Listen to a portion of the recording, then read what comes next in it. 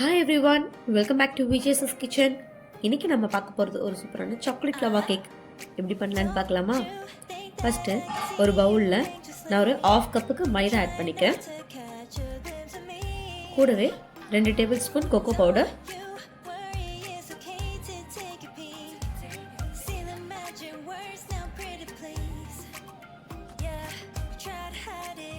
மைதா என்ன ரேஷியோவில் எடுத்துருக்கோமோ அதே ரேஷியோவில் சுகர் நல்லா பவுட்ரு பண்ணி எடுத்துக்கலாம். அதே 1/2 கப் சுகர் பவுடர் எடுத்துக்கிறேன். கூடவே ஒரு 1 பிஞ்சுக்கு பேக்கிங் சோடா, கொஞ்சமாக சால்ட்டு, இதெல்லாத்தையும் நல்லா கலந்து விட்டுக்கலாம்.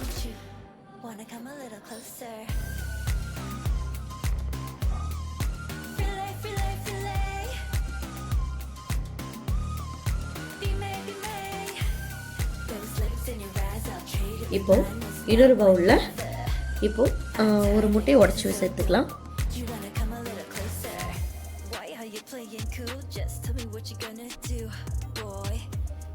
கூடவே 2 பிஞ்சுக்கு வெனிலா எசன்ஸ் சேர்த்துக்கிறேன்.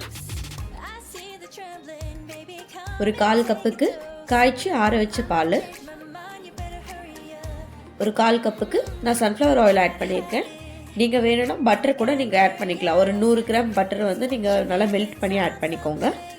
இது எல்லாத்தையும் நல்லா கம்பைன் ஆகிற மாதிரி நல்லா கலந்துட்டு கூடவே நம்ம ஆல்ரெடி ரெடி பண்ணி வச்சுருக்க மிக்சரை மிக்ஸ் பண்ணிக்கலாம்.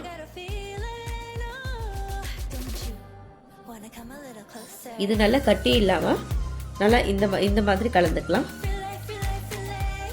இப்போது நான் லாவா கேக் பண்ணுறதுக்கு ஃபாயில் கவர் எடுத்திருக்கேன்.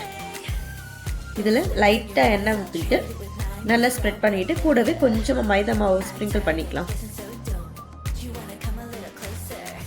இந்த மாதிரி பண்ணும்போது கேக் இதில் ஒட்டாமல் நல்லா எடுக்க வரும். இப்போது நம்ம ஆல்ரெடி கலந்து வச்சுருக்க கேக் பேட்டரை இந்த கப்பில் 1/2 கப்பு தான் நம்ம சேர்க்கணும். ஃபுல்லாக சேர்த்திங்கனாக்கா நீங்கள் பேக் ஆகிட்டு வரும்போது ஃபுல்லாக பொங்கிடும். ஸோ 1/2 கப்பு ஆட் பண்ணிக்கோங்க. இதில் உள்ள சாக்லேட் வைக்கிறதுக்கு நான் டார்க் சாக்லேட்டை நல்லா இந்த மாதிரி சாப் பண்ணி சேர்த்துக்கிறேன்.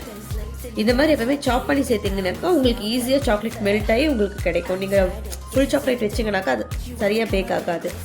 ஸோ ப்ரீஹீட் பண்ண அவனில் 20 மினிட்ஸ் பேக் பண்ணி எடுத்திங்கன்னா சூப்பரான நம்ம சாக்லேட் லவா கேக் ரெடி. இந்த டிஷ்ஷை ட்ரை பண்ணி பார்த்துட்டு உங்கள் ஃபீட்பேக்கை கமெண்ட் பண்ணுங்கள். இந்த வீடியோ உங்களுக்கு பிடிச்சிருந்தா லைக் பண்ணுங்கள், ஷேர் பண்ணுங்கள், கமெண்ட் பண்ணுங்கள். மறக்காமல் கீழே இருக்க பெல் ஐக்கானை கிளிக் பண்ணிவிடுங்க.